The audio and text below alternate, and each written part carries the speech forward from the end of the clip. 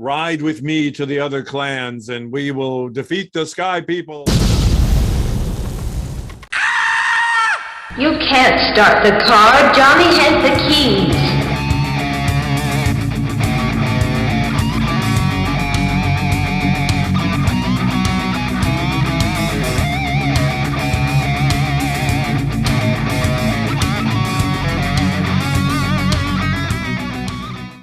Hello, and welcome out there in YouTube and podcast land. You have reached Johnny Has the Keys, a podcast and YouTube channel where we get together, we talk about horror, science fiction, movies, television, key references and elements in that particular topic of the week, and then things that are keys that particular topic influenced going down since then, whether it's a film or a novel or television or another movie or anything else. We've been doing this for a while now. It's our 5th year now. If you're just joining us for the first time, great. Glad to have you here. We'd love to hear how you heard about us. If you wouldn't mind commenting down below on, how you heard about us. And also do the things that all podcasters and YouTubers are asking you to do. Please subscribe so you find out about us. Please go to the website, email us, comment, link, give us a review. Give us a review on Apple, especially because that helps us reach more people. And if you're returning, thank you for returning. We're so glad you're with us again for this outing. My name is David. I'm here with my co-host and friend Tim. Tim, how's your genre week been? What you been horrorizing? Before I get to my genre week, I have to correct you. Yeah. It's our 4th year. I'm thinking ahead. I'm in the future. Our 5th season, 4th year. Yeah. Season. We debuted on March 18th, 2019. But our first 2 seasons were much shorter, and now we do longer seasons. So we do an annual season now. But we didn't start off that way. So anyway. 5th season, 4th year. 4th year. Okay. Yes. I stand corrected out there. As far as my genre week, I went, of course, to the halls of Shudder, as I normally do. Yes. And I wanted to revisit a movie by these 2 guys I talked to you about last time. Their names are Justin Benson and Aaron Moorhead. And I watched a movie from 2014 that they directed called Spring. Spring is, first of all, the movie I talked to you about before was a movie called The Endless. Sorry, I lost for title there. The Endless. They also have a movie called Resolution and a movie called Synchronic, I think. That Synchronic is on Netflix. The other 3 are on Shudder. I stumbled into these guys. They direct sci-fi and horror. They're kind of slightly overlapping with another filmmaker that I also mentioned to you named Jeremy Gardner, who did a movie called After Midnight. I talked about that movie a few weeks ago. Okay. And Jeremy Gardner is in this film as well. He has a very small but memorable part. So I'm not sure where these actor-director indie people are overlapping, but these guys are all in the same orbit. Okay. However, Benson and Moorhead, I think they're slightly higher as far as what they do. I think you would enjoy their stuff. I think you should check some of their stuff out. Okay. This movie in particular really blew me away because it's a romance and it's set in Italy. And I was not expecting that from a little independent movie. Okay. It stars Lou Taylor Pucci, who I'd never heard of, and he's very charismatic, and I liked him. And it stars Nadia Hilker, who I recognized immediately as Magna from The Walking Dead. She is a German actress. I did not know that because she doesn't really have an accent, but she's great in this movie doing accents. Brief synopsis: a young man travels to Italy and begins romance with a genetic student who hides a dark secret.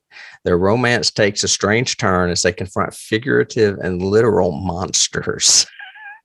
Okay. I can't tell you how much I like this movie. It's got a lot of Cronenberg in it because there's a lot of body horror, but you're not expecting it really. Well, you will now that I've been kind of telling you about it. The best way I can sum it up, though, is something that I texted you while I was writing or while I was watching it. And it is that Guillermo del Toro said it's one of the best horror films of this decade and the only Lovecraftian film that has ever blown him away. So, yes, it's got Lovecraftian elements to it as well. It scored only 85% on Rotten Tomatoes. I would have probably given it a little higher. Mm-hmm. And it's on Shudder for you folks. So if you've got Shudder, I highly recommend it. Interesting. Yeah. Well, I don't want to spoil it by giving any more away. Well, it's interesting because we kind of have some matching criteria this week, even though we don't talk about it. For those of you out there watching us for the first time, this is totally unscripted. Tim and I don't even, other than the movie itself, we don't plan ahead or script out anything. So it's very interesting. I too kind of left my genre and went over to yours for the horror thing. I think it's because of the double feature we're doing today, and it kind of, set the subgenre in my head, and I wanted to do it. So I went back to 2014 to a film that was also set in Europe. In fact, it's set in Paris as opposed to Italy. And it's called As Above, So Below. Are you familiar with this one? I am. It's been a minute, but I have seen it. It is directed, written by John Eric Dowdle, Dowdle. He didn't really do a lot else. He's done a few, he's got quite a few writing credits, about 9 or 10. Same thing with movies.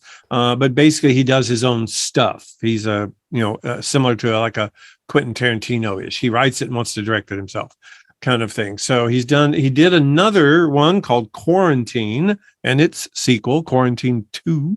Yeah, well, that's got a lot to do with what we're doing today. Interestingly. And this is a found footage film. I was really interested in it because a couple of people have said, well, if you like found footage, then this is the one you need to watch. It's really good. And they lied to me because it's not very good.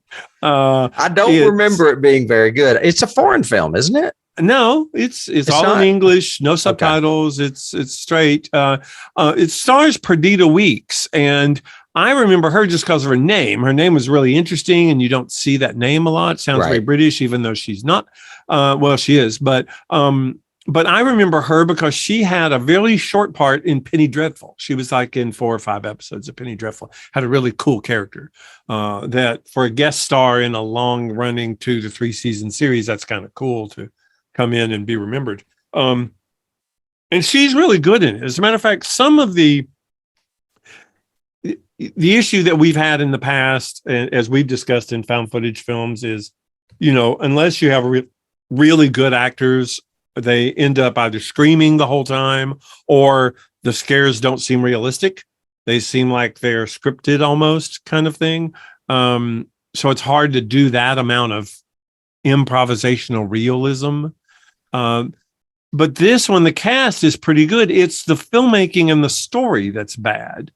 Basically, it's she's like an archaeologist. She's an Indiana Jones female who is trying to find this thing that her father was chasing for years, but died trying to find. And she thinks they found it under the Paris catacombs. Right. And so they go down there and with a film crew who is doing a documentary on her anyway. And, naturally they end up, going to the depths of hell sort of thing. Is it a zombie thing? No. Okay. Never mind. I'm confusing it with a different movie.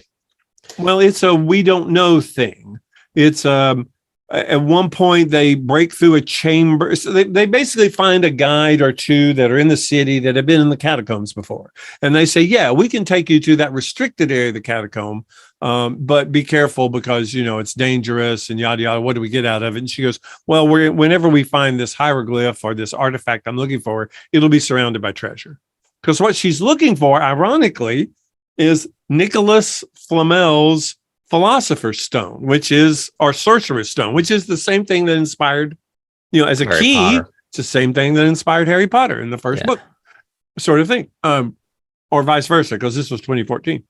Anyway, so they find this tour guide who'll help them with a couple of his cronies. They all go down. They end up getting lost, of course. But at one point, they find a chamber, and there's a bunch of people in robes chanting.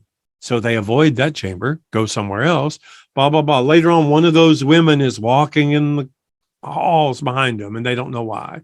Then there's another kind of creaturey, demonic-looking thing that terrorizes them as they run away from one corridor. But slowly, they get picked off one by one, yada, yada.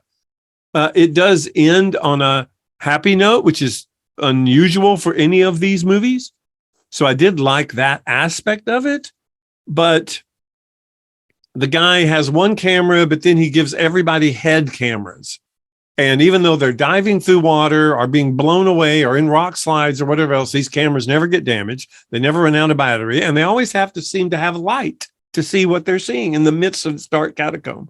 And I was going, okay, if you're going to direct the movie like this, why don't just watch The Descent, and that'll show you how to do, lighting in caves and how to make it realistic, for sort real of looking.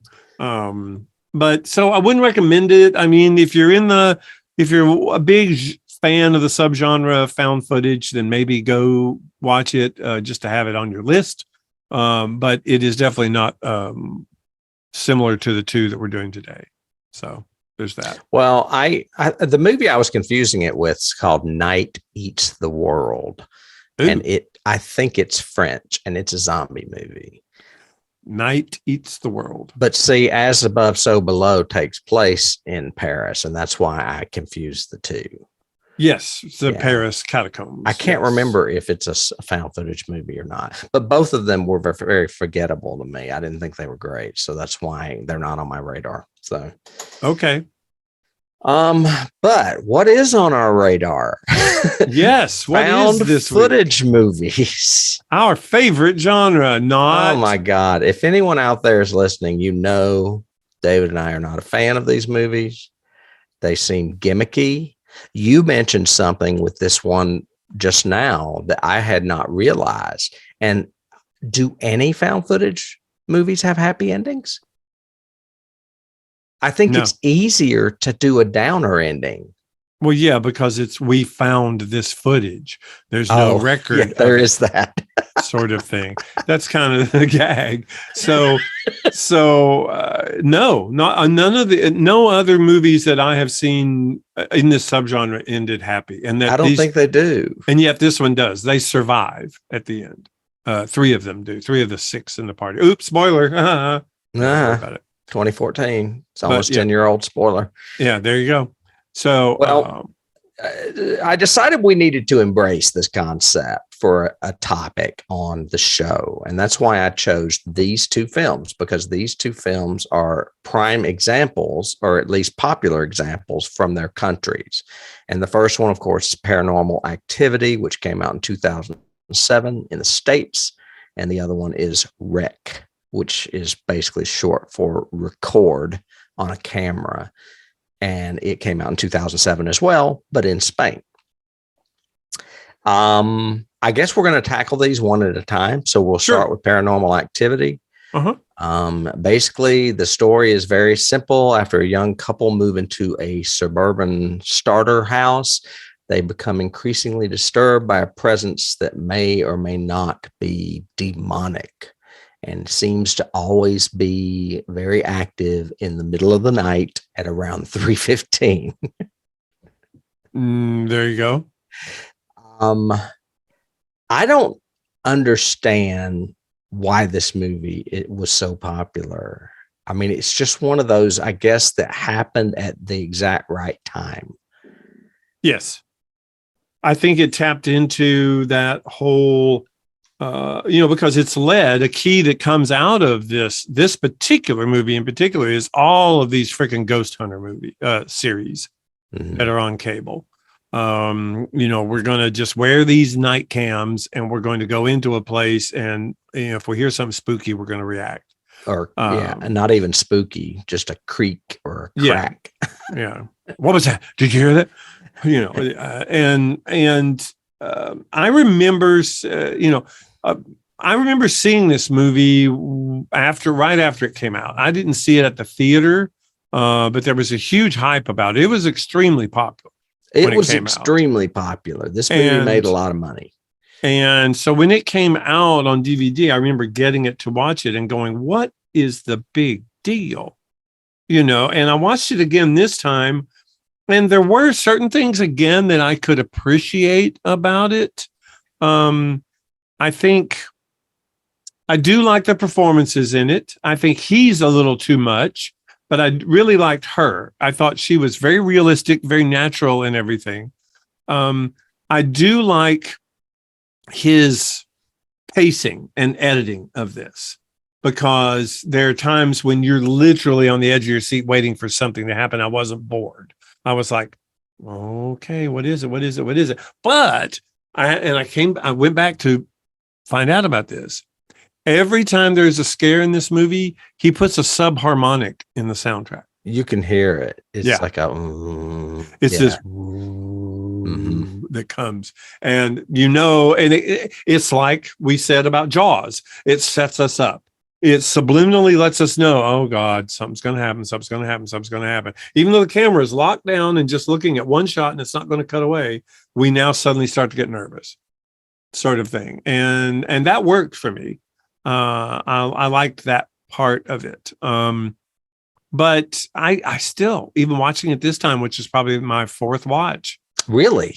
I'm going, I don't get it. I really just don't get why this became so incredibly popular. I don't either. And I have a lot of trauma from Blair Witch Project when I watch this movie, because it has the same effect on me. I'm like, this is really boring. I hate this movie because nothing is happening. It is like watching home movies of two people in their house. And there's no narrative. There's no plot. Well, do you know why? Because that's how they made it. Yeah, it started when they started filming, they had no script. And all the way through, they really didn't have a script. He basically gave them guidelines for scenes and they improv the scenes. Right. That was it throughout the entire movie. And part of that works because, and again, I'm comparing it to, As Above, So Below, and also to Wreck.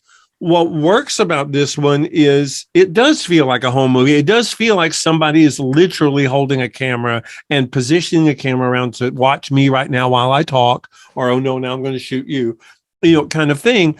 And that's because it really was. There was also no crew for this.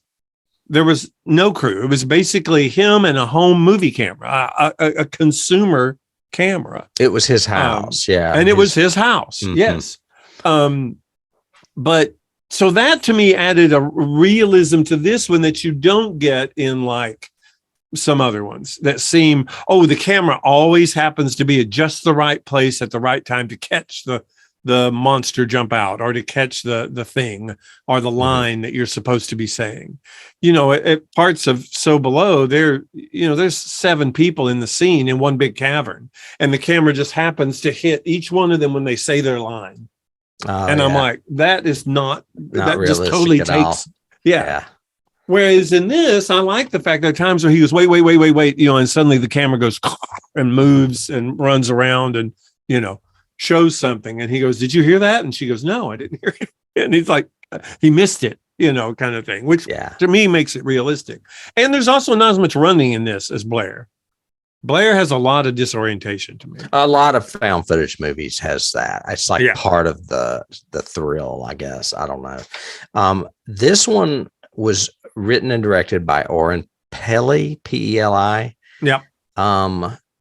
He only did this and something called Area 51, and now he's just a producer and mainly produces paranormal related movies. Well, he did Insidious with James Wan. Oh, he did? Okay. Yep. Well, then he was a producer on it, right? I think he was producer and co-writer. Okay. And then he also wrote one that I found in research called Chernobyl Diaries, which is another found footage set in Russia, Chernobyl, yada, yada. Okay. So he seems to have a niche. Well, the niche I picked up on all of the people in this, including the 2 cast members, are Paranormal Activity movies and nothing else. I mean, No. those two actors have not really gone on to do much else other than some of the sequels to this.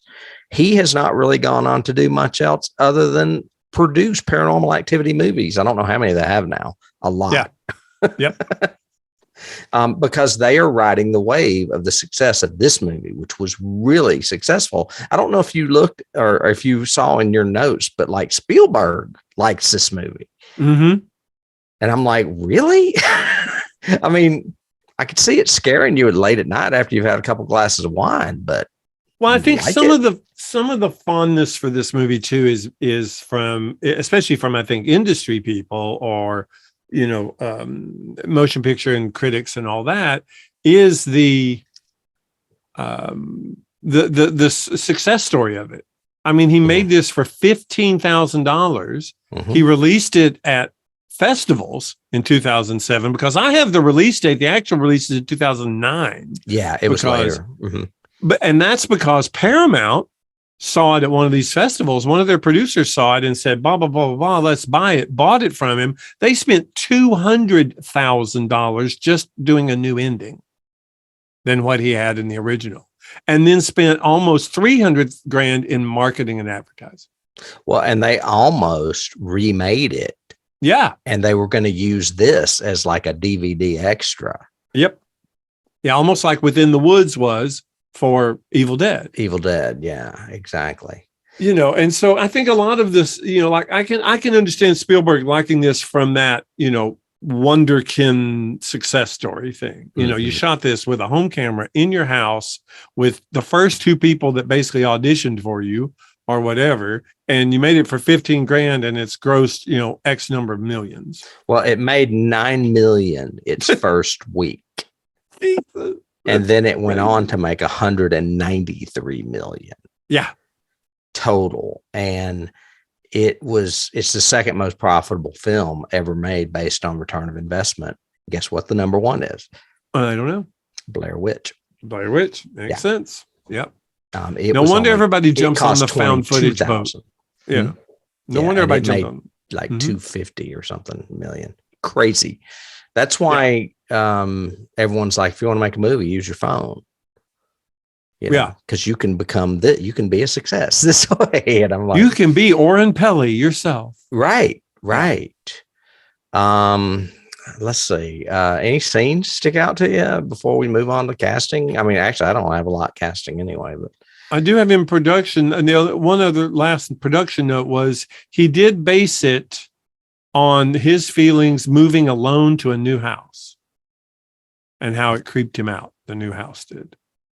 I went, okay, yeah, sure, fine.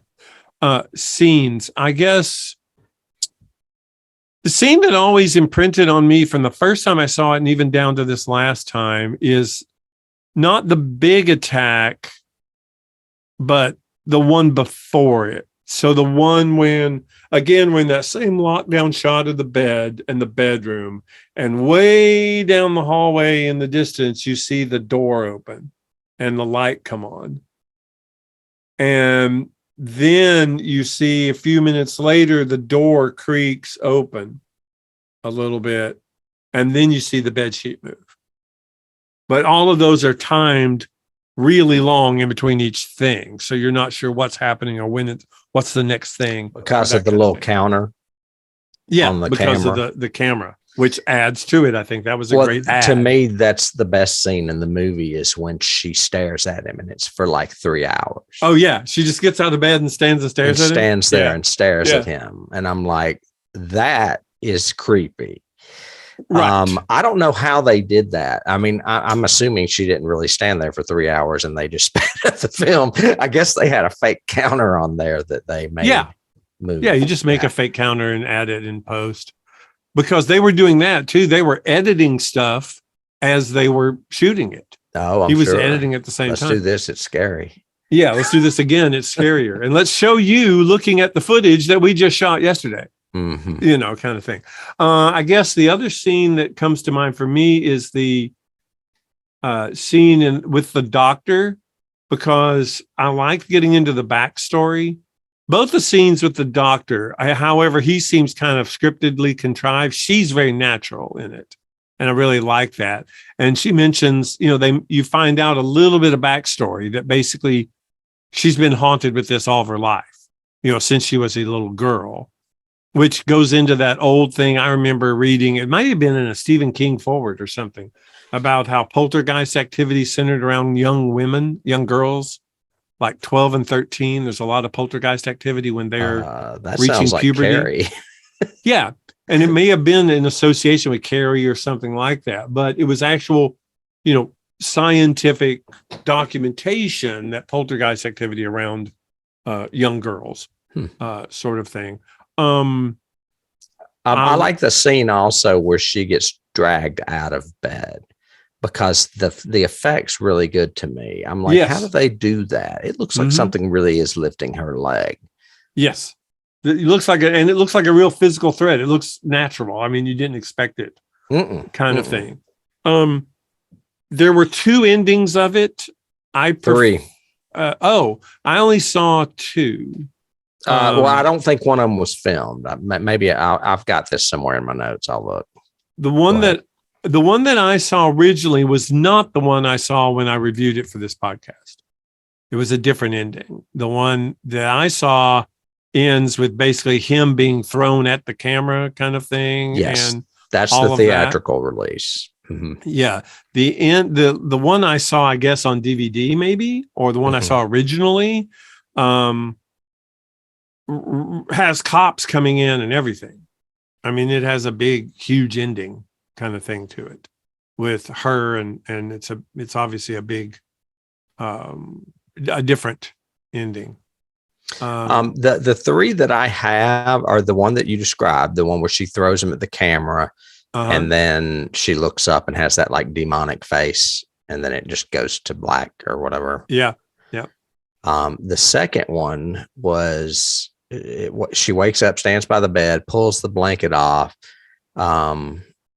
Katie goes to stand and stares at him for another 2 hours. Then she goes down, screams. He goes down. She kills him and then goes back up. She's holding. Oh no, wait, sorry. That's the one. Sorry. That's the one we saw. Right.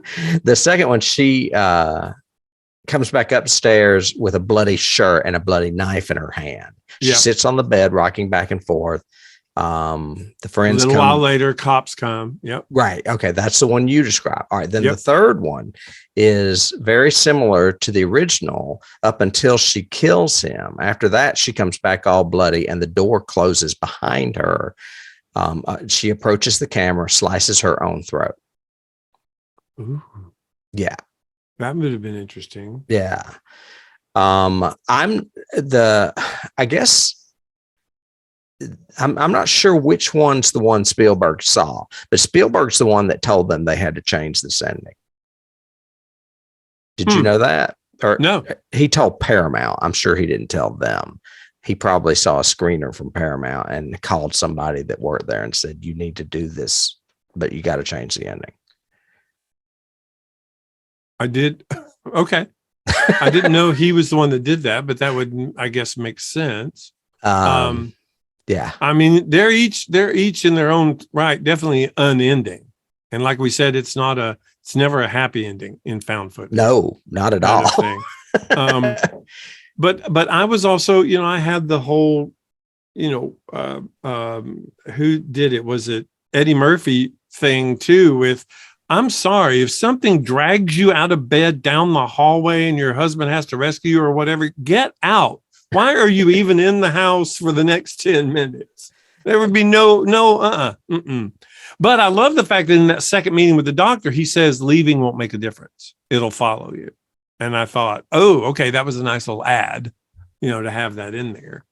But yeah, no, not jerking me out to bed. No, not happening. So I find myself analyzing why these movies are so popular, why these found footage, short, little horror movies are so fascinating and popular. Mm-hmm. And I think they're kind of like the visual representation of a ghost story, like telling a story around a fire.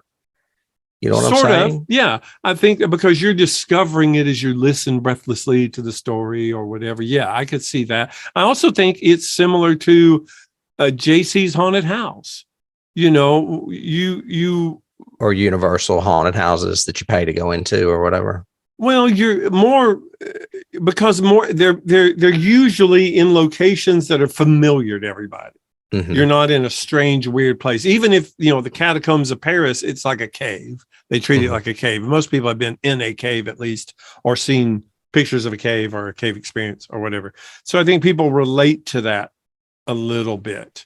And it seems like what they're used to in this kind of living the world through your camera or through your phone kind of thing. You know what I mean? So many, you know, younger kids today, but no, so many people, you know, you look at pictures of concerts and everybody's standing with this up, looking at this instead of actually looking at the concert.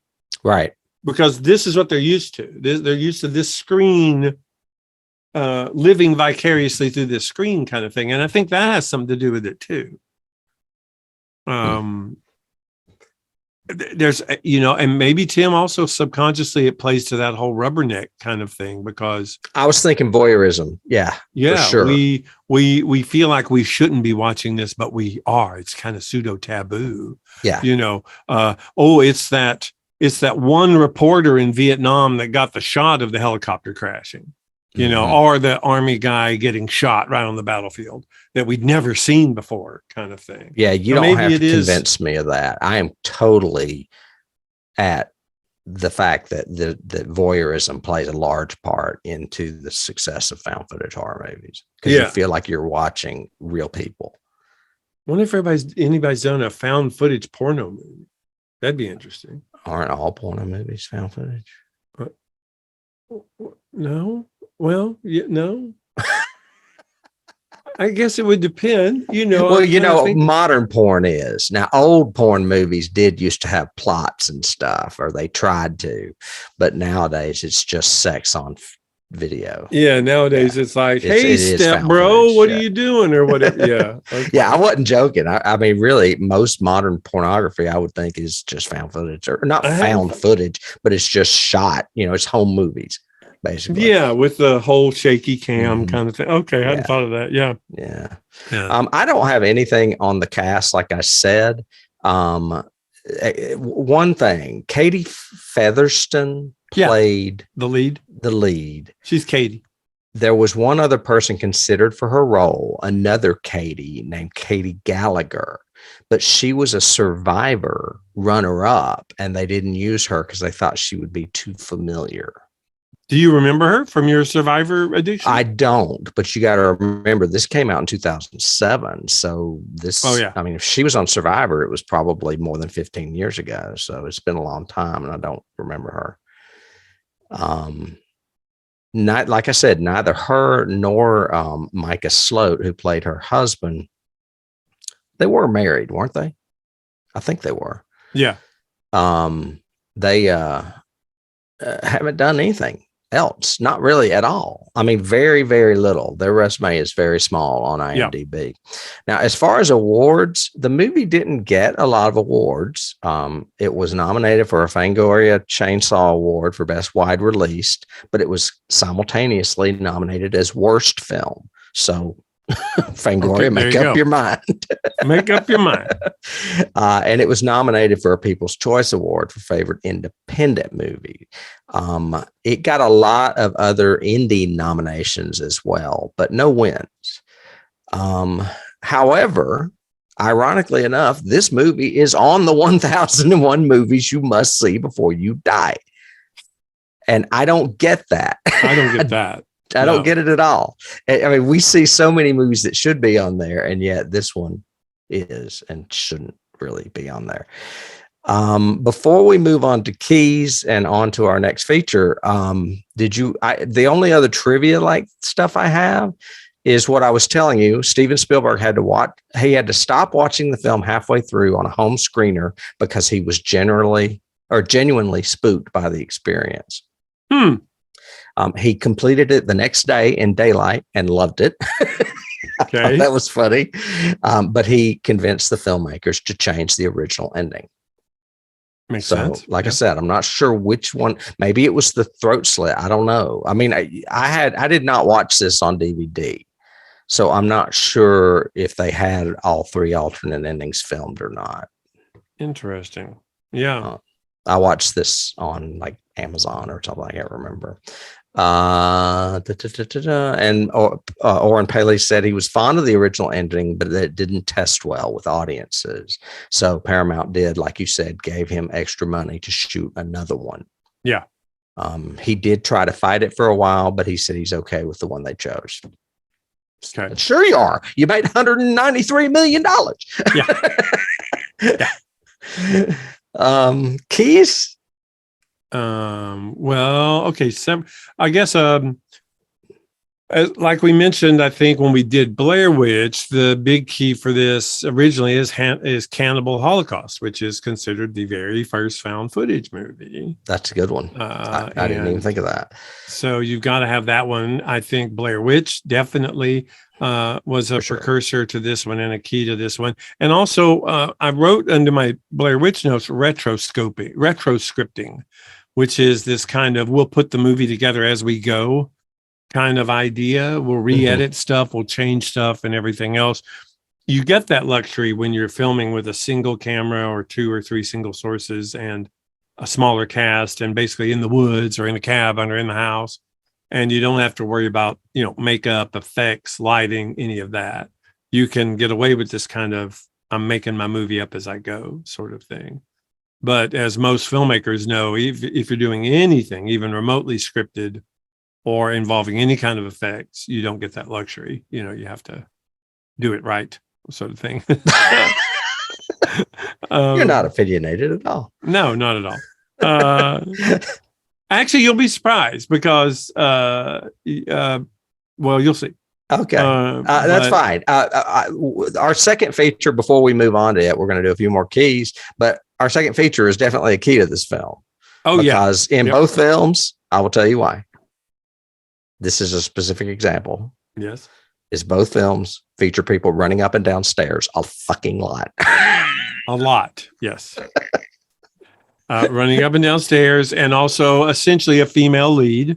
A female lead and found footage. Yeah. And found footage. Yeah, there you go. I have some other peripheral keys, I guess you would say. One would be Halloween because of the indie success story. I mean, we always heard that indie success story from back in 1978 when Carpenter made that movie for nothing. It was like the highest grossing independent movie for decades, I think, until Blair Witch. So, well, and Evil Dead was up there for a little while. Yeah, I wouldn't be surprised about that either. So I should do a little research and make a list of that. We could do a top 5. Yeah. Of that. As I said Jaws, of course, because of that subliminal sound effect sort of thing. Since then, of course, you've had the ones we've already covered, Cloverfield. As you mentioned, Area 51, another Pelly movie. Chernobyl Diaries, of course. VHS. I remember that one being another one that was like well, now there's several of those. I thought that was an anthology. I think so. Well, this one, that's my last key on this one is there were 7 sequels to this movie. 7. That's insane. Yeah. That's just, I think they're still making them. I wouldn't be surprised. It's going to be just like Scream or Halloween. Yeah. Now let's reboot it and do it again. Yeah. Okay. I mean, you have an indie success story that big, they're going to make more. I mean, they made more Blair Witch, at least 2. Yep. I remember the second one. I don't remember a third, but they probably did. And then I have another one that's more natural and not found footage and you may have mentioned it, and it's Poltergeist. Yes. I mean, the movie Poltergeist is a much better example of a ghost story to me. But I mean, a lot of the weirdness that's going on in that suburban house that we see, what's his name? Joe Beth Williams, and I can't think of the other guy's name, played her husband. Anyway, who the guy was Coach? Yeah, Coach. Craig T. Nelson. Craig. Yep. Yeah. I mean, a lot of the activity we see in their house, of course, is staged by Spielberg, but it's similarly effective as it is in this movie. Yep. Yeah. But that's all I had. That's all I have. Keys. Yeah. You know. So I guess we'll move on to our second feature. Let me shift my notes here. And our second feature, also made in 2007, but in Spain, is a found footage movie called Wreck. This movie is not perfect by any means, but I find this movie more entertaining than Paranormal Activity. Well, I will say I'd never seen this movie before. I'd seen Paranormal, but I'd never seen Wreck before. Okay.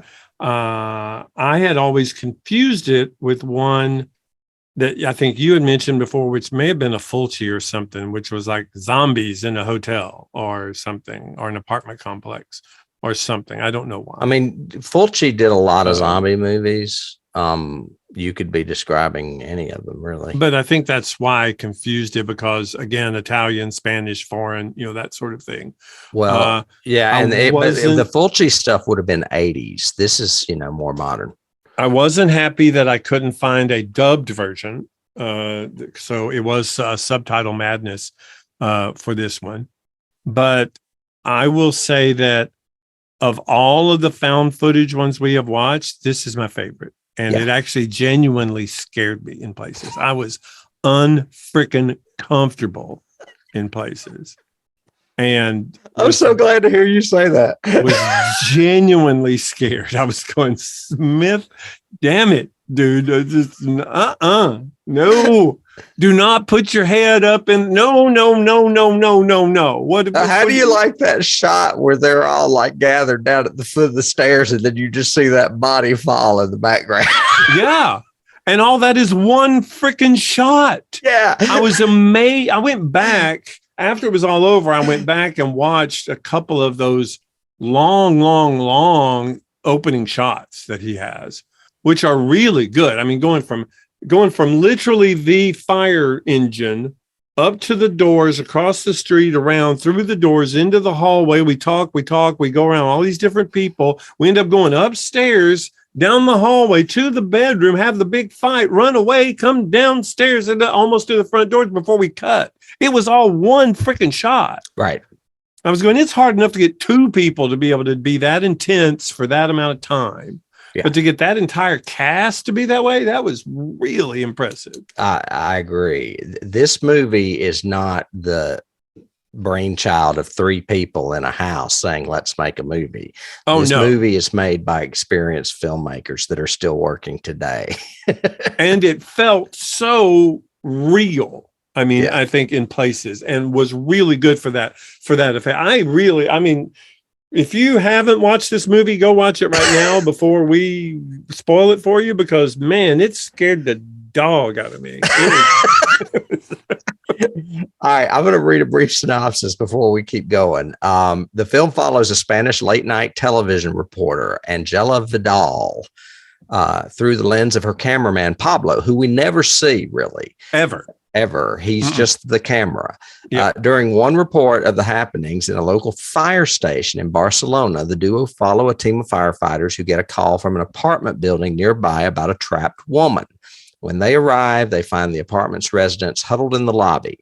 They go upstairs to find a woman who is obviously distressed. What follows is a night that none of them will ever forget. Mm-hmm. Nope. I love how they set this movie up. I mean, they set it up as this, the program that she's on is called While You Sleep. And it's like some boring news show that just goes around in the after hours filming stuff for people to watch the next day, I guess. Like on this would be like a 2 or 3 minute clip on Good Morning America. Right. Yeah. So you got the whole setup of her going to the fire station, wow, I hope they have a fire. I'd love to slide down that pole. And, and they're all bored. I mean, it was because nothing ever happens at a fire station. And he says, most of it may sound cliche, but we get calls to rescue animals from trees and things. There's not fires that often. Right. But then all of a sudden, something happens. But taking the cute reporter and putting her in the boots and the big overalls and everything and the fire hat that's too big for her and everything, I'm going, oh my God, this is so bad. You know, such a journalist would do that who was bored and didn't have anything to shoot, Right. kind of thing. But boy, did they get to find something to shoot later on. Man. It's directed and written by Yome Balaguero. He has done several Spanish films that are notable. I didn't write them down, but they're notable, not necessarily horror films. And a guy named Paco Plaza, who went on to do the other rec films and does mostly Spanish television. Both Balaguero and Plaza also worked with a guy named Luiso Verdejo, who I am assuming was like the guy that probably polished the script. You know, usually the last writer is the one they brought in last to clean things up. The whole thing was filmed chronologically. Did you know that? Makes sense. Okay. I thought that was interesting. Should. That would add to it because your tension is going to mount as you do it. Yeah. So, very similar to Paranormal Activity. The actors were never given the script in its entirety. So they never knew what was going to happen to their character until the actual day they were filming those scenes, which just heightened the scares and the energy for these people. But see, that shows good filmmaking as opposed to, you know, guerrilla filmmaking kind of thing. I mean, he knows what he's doing. It's the same way that we talked about one of the successes of Blair Witch was the directors knew what was going to happen and they knew how to preset some audio stuff, but not tell the cast that, so that they would hear a weird thing in the woods or they would see something off, you know, off in the distance that they weren't told about as actors or performers and have to react to. You know, that works for this. Not knowing where the story's going to go the next day adds to that tension. So it works for me and it worked for them, obviously. Yeah. Like I said, they're stressed, nervous, and apprehensive on their days of filming, lent to the film the authenticity of it. But a lot of times they did not, like I said, know what was going on. None of them in that scene knew that body was going to fall. They sprung that on them, and those reactions are real. Yep. There's several long shots in this movie. One is 17 minutes. I don't know which one that is. Is that the one? That's that opening. Yep. That's that opening section. It goes all the way from them getting out of the fire engine all the way to the blackout after he drops the camera. So that's after the body falls and after they've seen him, they go back upstairs to see what happened. The lady starts to come down. They all run down again. Yeah. Up and down them stairs. Great though, man. There's a lot of shit going on in this movie too. Like all of a sudden, you know, the whole building's being quarantined and there's like giant plastic sheets dropping over the windows and the police are outside and they're not letting anybody out. And they're trapped in there with what appears to be a zombie outbreak at one point. Yep. I mean, I wouldn't know how else to describe it. Some form of quarantine is being enacted and they're having to suffer through it, you know. Yeah. Scenes. The best scene, like I said, the best scenes that I have are the scene, that beginning scene, or the beginning at the apartment scene, that long shot that goes all the way through the old woman attack and them running down and the one guy being hurt and the other lady and then the body falling and all that is just great. She bites that guy's face off. Yeah. Well, yeah, most of his jugular and face. Yeah. And then the scene where they're trying to get up to the window to look in because the actual doctor has arrived, the clinical mortician or whatever, the local doctor kind of guy. And he's examining the two of them that have been hurt and, you know, they all get bit and everything else. And that whole sequence from trying to look to Pablo getting scared and jumping down and going, go, go, go, go, go. And they get the one guy, Manu, they get him out of the the room, they close the door, and then the doctor is still in there, and he starts banging on the window and everything. And it's just, that was a great one. The penthouse, of course, everything in the penthouse is terrifying. It's just freaking terrifying and unnerving. That we'll get to it, I'm sure, but a little bit of that's where, to me, the movie kind of falls apart in the penthouse a little bit. And the kid. Yeah. The kid's not explained at all. Well, no, I mean, the kid is scary. I mean, I knew that was, I didn't trust the kid to begin with, but when a kid bites its mother's nose off, shoot it. Just keep shooting it. Oh, you're talking about the little girl. Okay. Yeah. I'm talking about the little boy that's in the attic of the penthouse. I'm like, where'd he come from? Why is he up we there? don't know. That's for the sequel, I guess. Okay. Yeah, it may have been, because the sequel does pick up where this one left off, but I cannot remember it, to save the life of me. Yeah, I mean, I do want to, once we get there, I do want to talk about the whole penthouse scene. But for scenes, that whole sequence is scary. But the whole, I bite my mom's nose off, and then I'm going to run upstairs, and I'm still going to bite you. I mean, just shoot that kid. When they go after that kid, one of the policemen there's two policemen there and two firemen. One of the guy that falls in the stairwell is one of the firemen. Correct. And the first guy that gets bit is one of the policemen. So Correct. There's one policeman left and one fireman left. And the second policeman gets bit by the little girl. I think that's him maybe holding her in that picture behind me. And he just basically says, y'all leave. I've got her. I've been bitten. And he just holds on to her. That was the secondary policeman. And I like the scene. One of the scenes that sticks out to me is the scene where he shoots the old woman in the hall.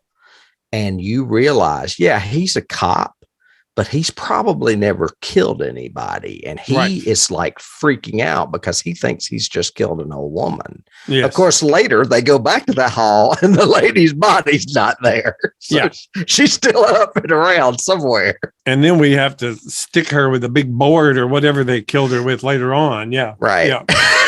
Yeah. No. Yeah. I mean, this movie, and we'll get into it with Keys, it's like a found footage version of 28 Days Later. It's just fast and furious. Yeah. Yeah. Yeah. Once they get out of that fire engine and go into the apartment, it just does not stop. The brief moments that you have to rest and relax are all still tension filled. And they're good character building. Mm-hmm. Like talking with the mom, and she's talking about her daughter's sick because they had to take the dog to the vet. That little interview thing. Okay. And then the other interview with the guy who's primping the whole time, talking about how wonderful he is, how good looking he is, sort of thing. Is this my good side? He's great. He's the one that tells them about the escape route, how they can get out through the basement because there's a sewer grate or something. Right. And then all of a sudden some guy bursts through the glass and grabs him. Yeah. And you knew that was coming. Don't stand in front of a glass door. What do you do? Oh my God. Yeah. Yes. Golly. I see, I'm nervous thinking about it. I don't like fast zombies. I like 28 days, 28 days later, 28 weeks, none of that. Well, one of the reasons, and this is why I chose this movie, because I did remember liking this movie when I don't usually like found footage, and I wanted to pair up two. And I thought, well, these are two prime examples from different countries. But the thing that works to me for this movie is there's a narrative. There's a story. You just mentioned, they talk about that girl being sick and how her dog had to go to the vet. And so later on, when you find out that, they're being quarantined because of that dog at the vet. I think the dog's like Chekhov's gun. I think it's a red herring. I think the girl is really the infected one. Right. I think it's the girl. But because they had trouble at the vets. That's why they traced it back to the apartment complex. Yes. But there's elements of story that you can latch onto and go, oh my God, that's what's happening. I see what's going on. You don't get that with Paranormal Activity at all. No, you get little hints like this happened to her when she was a kid, and we're going to activate it with the Ouija board. Why? Why would you do that, Micah? Are you just stupid? I don't get it. But anyway, but this one, Okay, so is this a good segue to talk about the penthouse? Because that's story related. Yeah, that's absolutely fine. Go ahead. We'll go back to cast in a minute. So right when you're kind of, I think we've seen the maximum we can see with people chasing each other and biting their necks and faces off kind of thing. We find out that there's we found out earlier on that there was a penthouse. Nobody lives in it. It's been vacant for months. It used to be a priest or somebody who was there. A doctor or somebody, I think they say. So finally, that's where they go to seek refuge, Pablo and Monica. It's supposedly an empty penthouse apartment. Right. And instead, this thing is chock full of like a bad scene from Seven. It's just gone. And that's one of my keys it was very reminiscent of that kind of so much clutter, but all focused clutter. And evidently, and correct me if I'm wrong or see what you think. Evidently, a lot of the stuff has to do with an exorcism or a priest called in for an exorcism that turns out not to be a demon or turns out to be immunological or vice versa or whatever. Well, I was looking for that girl's name. I can't remember her name, but she's supposedly possessed. But they use a hybrid doctor priest, I guess, to investigate. And a lot of people think that this is a zombie movie where the zombie horror stems from religion instead of a virus. But I think that's a red herring. I think that it was a virus all along and that was misinterpreted as possession. Agreed. That's what I would say. Yes. And that makes the movie make more sense to me. And then you have the creature or the woman who's actually in that penthouse. That's the little girl grown up. That is the little girl. And he's been experimenting on her all of these years, I guess, to find out a cure or something or whatever, because there's all kinds of medical stuff everywhere. There's all kinds of medical stuff. There's all kinds of articles on her possession as a child. Yes. And like whereabouts and things that, documentation basically of her possession. And we get even a tape recording, like Evil Dead. And that's my key is Evil Dead. It is so very Evil Dead. Yeah. But then we have the weird thing with the boy in the attic.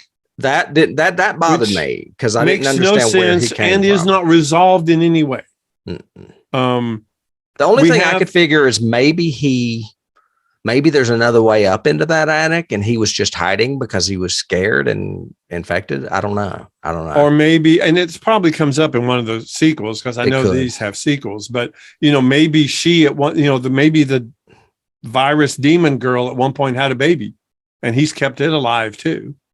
The doctor priest guy, maybe, or thought it was dead, but it's hiding up there. What I don't know. The sequel, I can tell you, the sequel pretty much is going to fall apart. It takes place the very same. Like a few hours later is when it picks up, and Angela, who we know is probably dead at the end of this movie. Oh yeah, they find her. She's not dead. So I'm like, yeah. So that's why I'm like, I don't even go into the sequel because it ruins the first one. The first one is fine on its own. Oh yeah. And again, like we said, another one of those that it does not end well for anyone. It does not end well. Mom is chained to the banister, being eaten by the guys from the doctor and the other cop. Everybody's been turned. Pablo dies because the old woman kills him. Manu dies trying to help them get up to get the keys to the apartment. To get Manu's to the penthouse. The other fireman, the bald-headed one. And he and the cop are the one chasing them as they slam the door. Right. And then she's got that wonderful kind of not paranormal, semi Blair Witch thing under the bed close up, and then suddenly is dragged away from us and we're in blackout and we're done. And that's like, it. Oh my gosh. And they found the tape. Obviously.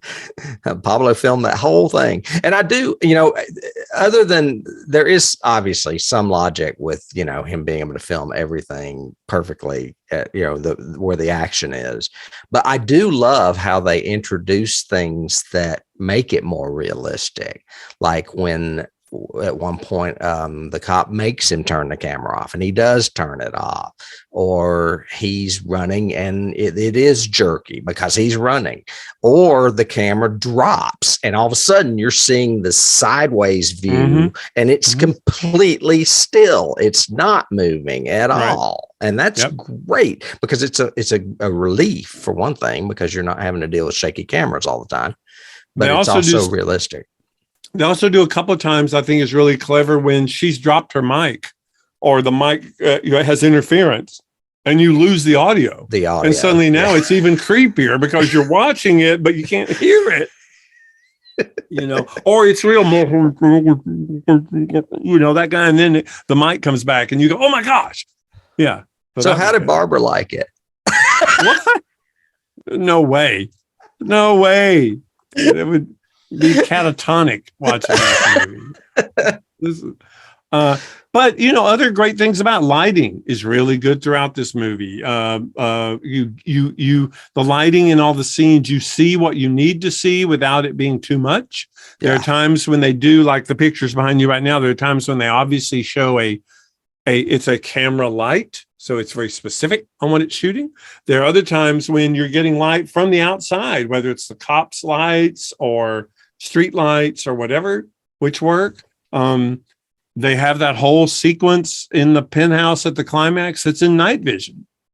So, that's creepy and scary and awful too. Yeah. I'm looking at that picture behind me, and I think that may be from a sequel. I don't remember that. Do you remember them holding the one on your left is definitely a sequel? Oh, okay. Because I was going to say the zombie looks cool, but I don't remember them ever using a cross on him. So that must be from the sequel. No, the other one is yeah. I don't have a lot on cast, obviously, because it's a Spanish film. Manuela Velasco played Angela, the lead reporter. She is really a native personality. I mean, a personality in Spain. So, I mean, that added some authenticity to it. She's an actress as well. And then a lot of these people, including Manu and one of the policemen, the policeman that gets bit, the second policeman that gets bit, are television actors. So they're familiar faces, I guess, to Spanish people, but we've not even seen them in films. Pablo, the guy that you keep hearing referred to, you just see his hand, he's the cameraman, is really a cinematographer. I thought that was interesting. Okay. They cast a cinematographer as the cameraman. But that's really all I have. This movie was nominated for some awards, though, mostly international because it is a European film. The Amsterdam Fantastic Film Festival gave it a win for, I guess, directing, because it's Yoma Balaguero. It's called a Silver Scream Award, whatever that is. Okay. Brussels International Festival of Fantasy Film gave it Best Film, gave it international competition. Fangoria's Chainsaw nominated it, but it did not win. So it did win a lot of awards, but it won foreign awards. I've mentioned the Sitges Catalonian International Film Festival before. That's a Spanish fantastic film festival. It, of course, gave it awards as well. The Audience Award and Best Actress for Manuela.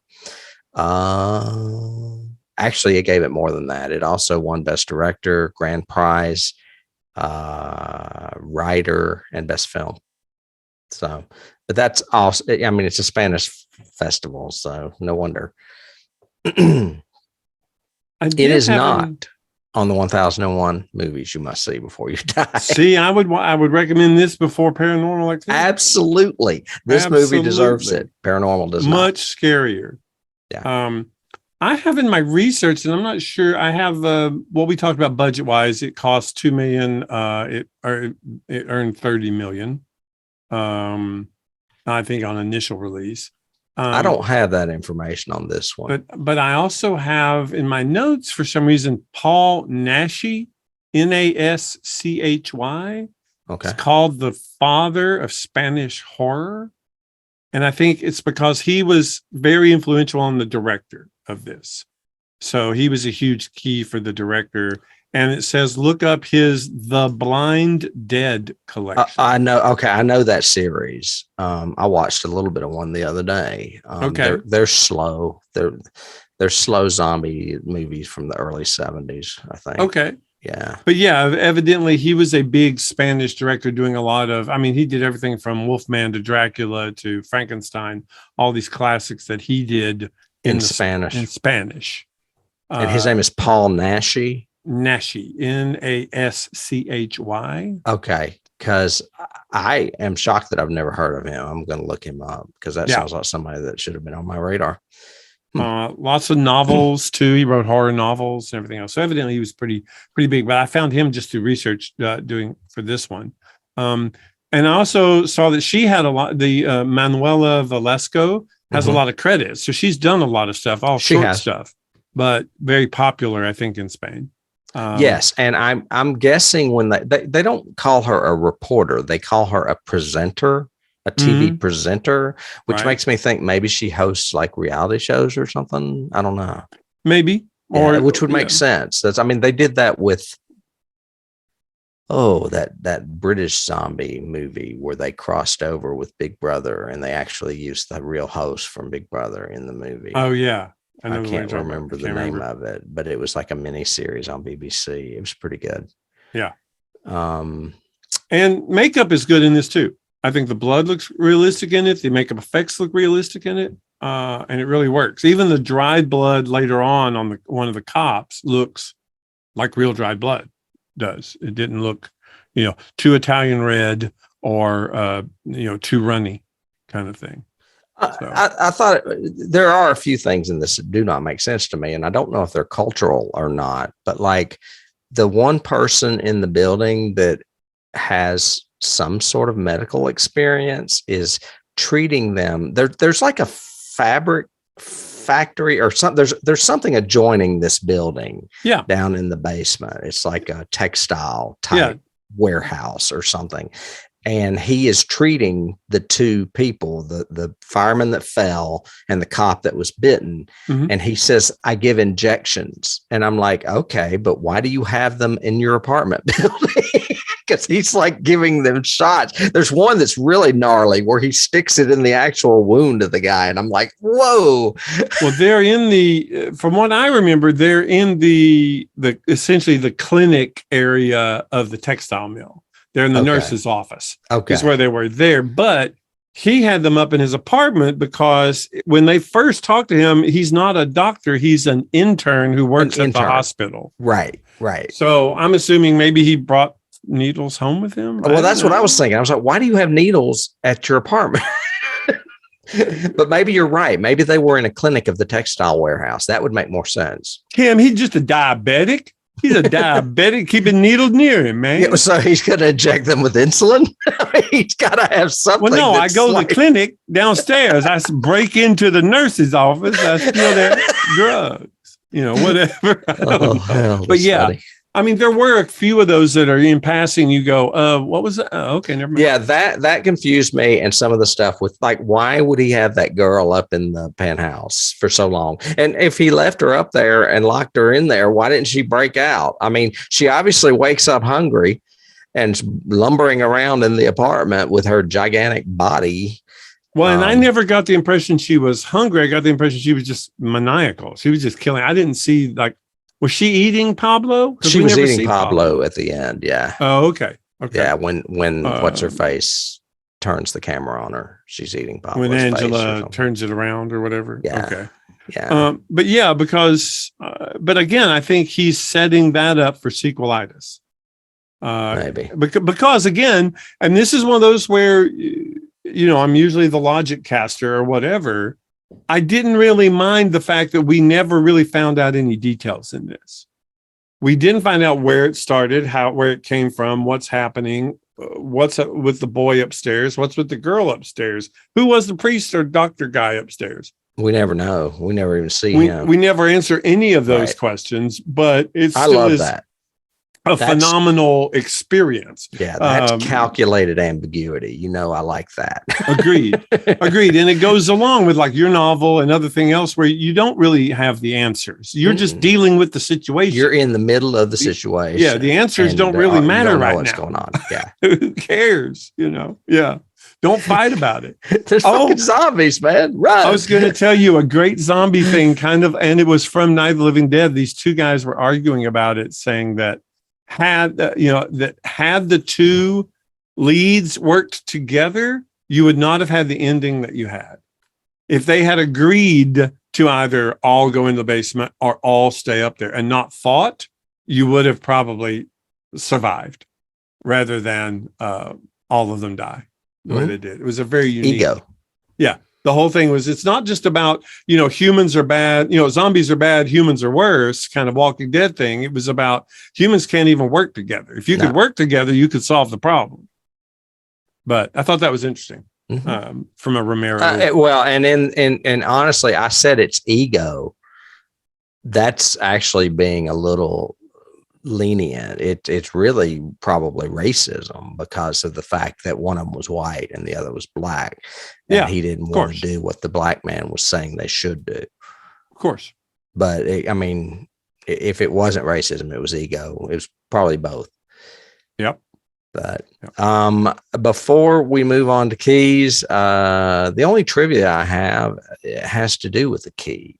And that's that this film was not released in the US, very similarly to Paranormal Activity, until 2008, because the remake in English, they wanted to release it first. And it's called Quarantine.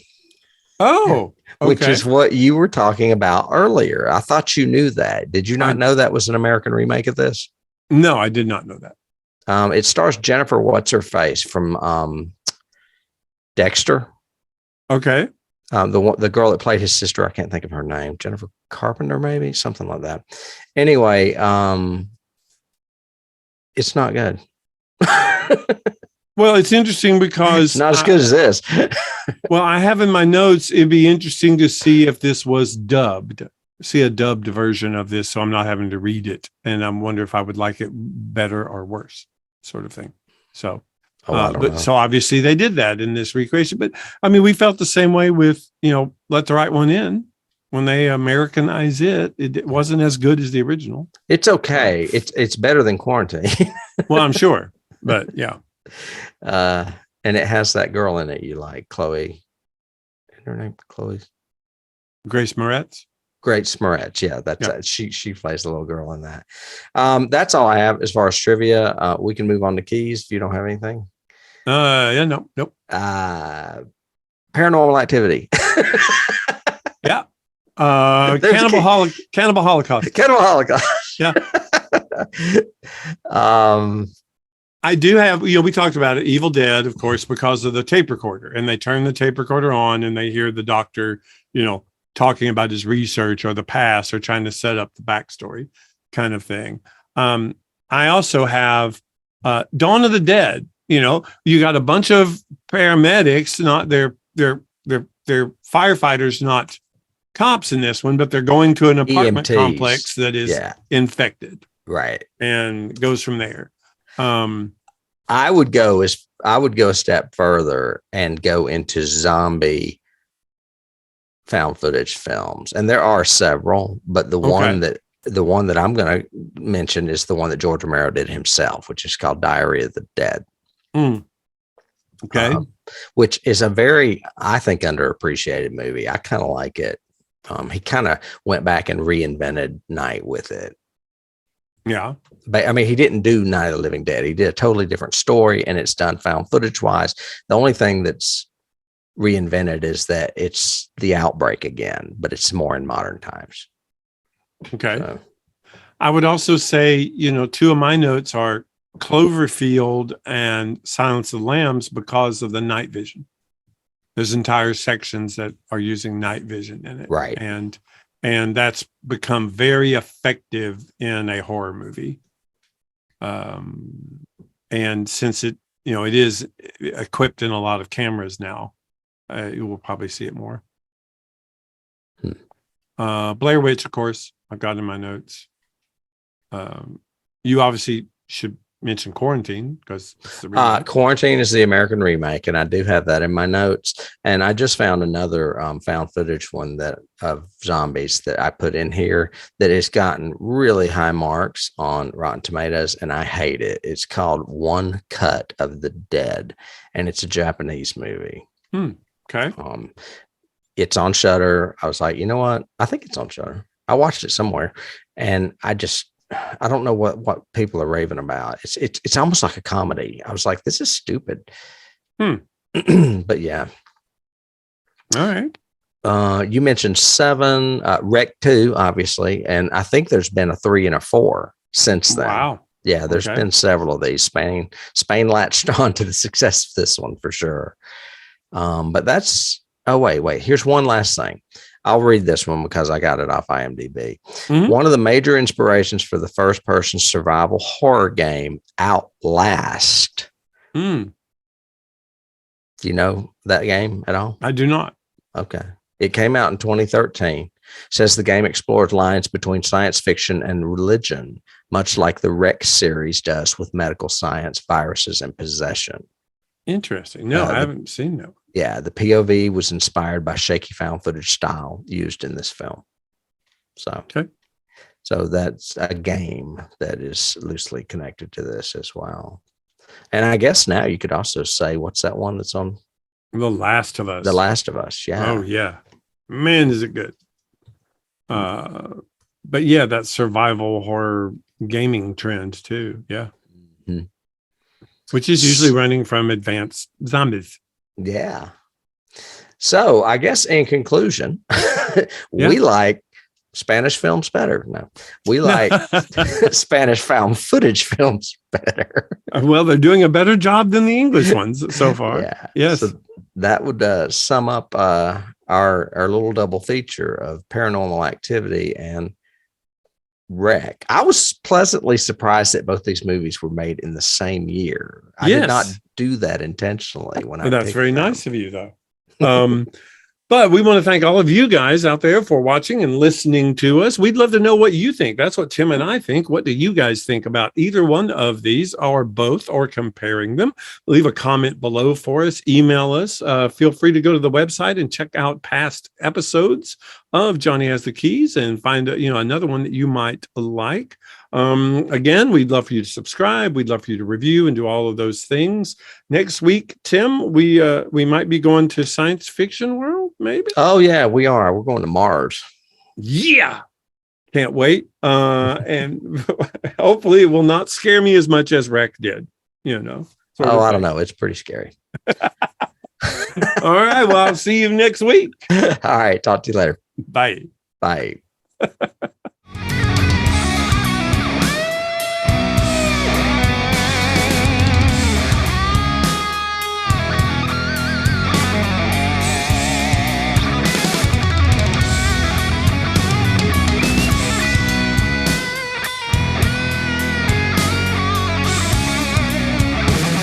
You can't start the car. Johnny